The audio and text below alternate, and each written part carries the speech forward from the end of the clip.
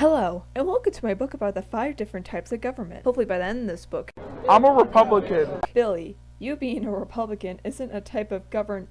I'm a Republican. My dad told me so. We need to build a wall. Okay, enough. Let's start with the most common type of government, democracy. Now, a democracy is a system of government ruled by the whole population, or all the eligible members of a population at least. Now, democracy was first established in 5th century BC in the Greek city-state known as Athens. Though in today's democracy, basically everyone is allowed to vote, but back in Athens, women and slaves were not allowed to vote. This was because they were believed to be inferior in some senses, so only men were allowed to vote back in the day.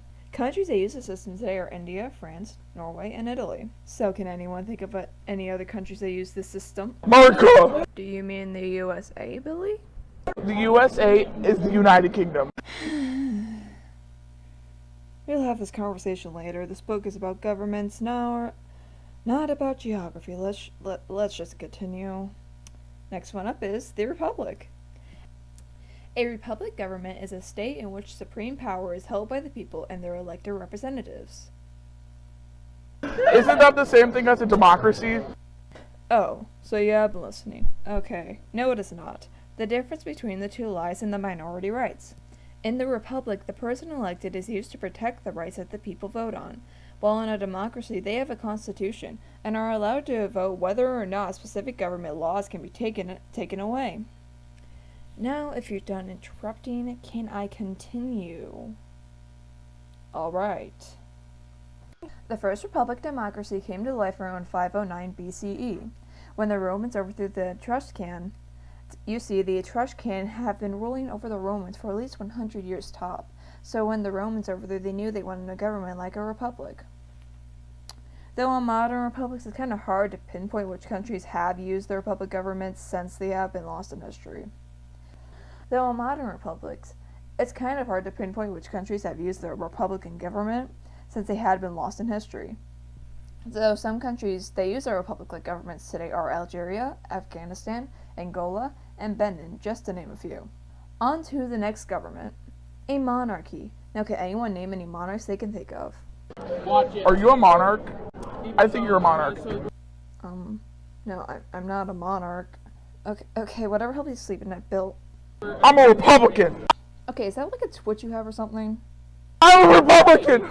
If you say Republican one more time, I will make you stand in the corner for 10 minutes, because that's all I can do in a child-friendly book-animation. Okay, anyways, back to the book. Now, a monarchy is a form of government with a monarch as a head. An example of this is kings and queens. Though in common time like this, sometimes a monarch isn't ruled by people necessarily labeled as kings and queens. Sometimes they could be labeled as priests, for example. Example of modern monarchies is Brunei, Swaziland, Saudi Arabia, Bhutan, Monaco, Bahrain, Liechtenstein, and Vatican City. Okay, Bella, you could come back up, but if you mention another thing about America, as you say it, I'm putting you in the hall. But don't yell anything either. Good. Communism. Communism is the next government we're talking about. Communism is basically the thought of a class where the leading society shares all properties publicly and each person works and is paid according to their abilities and needs.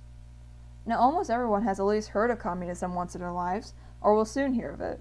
And in search, think of countries such as North Korea, Cuba, or Russia. The funny thing is, though, Russia actually demolished communism back on December 25th, 1991. Though it is technically still legal to be a communist in Russia, communism is not a thing that is practiced throughout Russia. Most countries that use communism today are Cuba, NK, Vietnam, Laos, East Germany, South Yemen, Somali Democratic Republic, Socialist Republic of Romania, and I'm not even going to try and pronounce that. Communism originally grew out of the 19th Socialist movement.